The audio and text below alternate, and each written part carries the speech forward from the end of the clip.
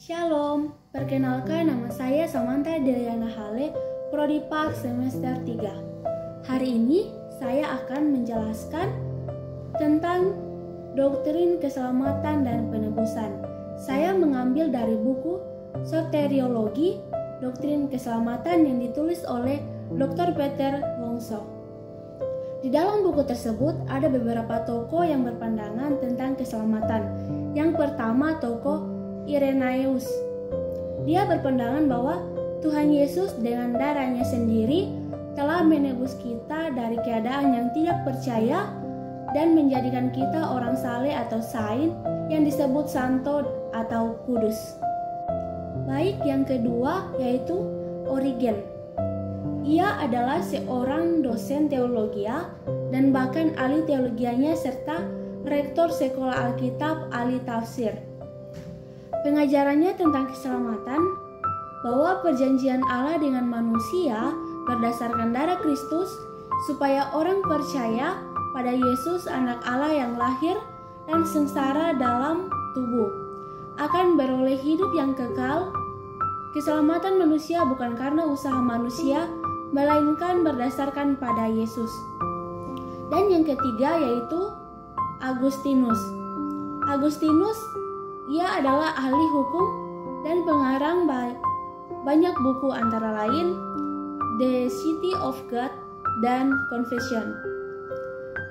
Pengajarannya tentang keselamatan, bahwa kehendak Allah yang mutlak dan nyata.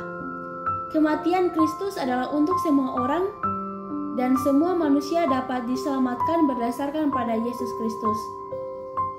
Baik, kita lanjut pada pembahasan yang kedua yaitu definisi penebusan. Penebusan artinya ialah pemilik barang dengan suatu harga tertentu atau penyertaan untuk mengambil atau membeli kembali barang yang dimilikinya semula, baik itu berupa tanah atau orang sehingga menjadi hak miliknya kembali, dimiliki oleh yang empunya terhadap benda atau manusia. Setelah ia mengeluarkan suatu bunga penebusan, maka mereka tidak lagi berkedudukan sebagai budak. Tindakan tersebut dinamakan penebusan. Si pembayar disebut juru selamat. Nah, yang perlu teman-teman ketahui, penebusan dalam Perjanjian Lama menunjukkan bahwa Tuhan dengan suatu harga telah menebus orang yang meninggalkan Dia serta menyembah patung berhala dan bangsa yang berbuat dosa supaya kembali menjadi miliknya. Kita bisa lihat pada Yesaya pasal 54 ayat 44. Dan yang kedua, arti penebusan dalam Perjanjian Baru. Kristus sebagai kala menjadi manusia tidak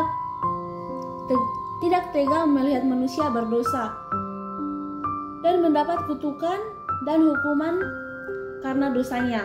Maka dengan nyawanya sendiri sebagai harga untuk menggantikan manusia untuk menerima penghukuman, supaya yang seharusnya mendapat hukuman malah terhindar dari hukuman. Di sini saya akan menjelaskan dasar-dasar penebusan. Yang pertama berasal dari kehendak Tuhan, yaitu kehendak kasih, belas kasihan, dan kasih karunia. Dan yang kedua, penebusan melalui darah yang kudus. Kita bisa lihat dalam kitab Keluaran pasal 12 ayat 13. Dan yang ketiga, melalui kuasa Roh Kudus. Kita juga bisa lihat pada kitab Keluaran pasal 13 ayat 14. Dan yang kedua, pekerjaan untuk menggenapi penebusan. Yang pertama, kelahiran Kristus. Yang kedua, kematian Kristus. Yang ketiga, kebangkitan Kristus. Yang keempat, Kristus naik ke surga. Dan yang terakhir, Kristus datang kembali.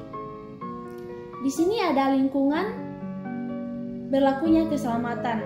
Yang pertama, lingkungan umum, yaitu Tuhan Yesus adalah juru selamat seluruh dunia.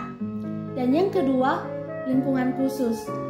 Lingkungan khusus ini ada 3, yaitu yang pertama, dalam lingkungan orang yang percaya, kita bisa lihat dalam 1 Timotius pasal 4 ayat 10. Dan yang kedua, dalam lingkungan gereja, kita bisa lihat dalam Efesus pasal 5 ayat 25. Dan yang ketiga, dalam lingkungan umatnya, kita juga bisa lihat dalam Yohanes pasal 11 ayat 51 sampai dengan yang ke-52.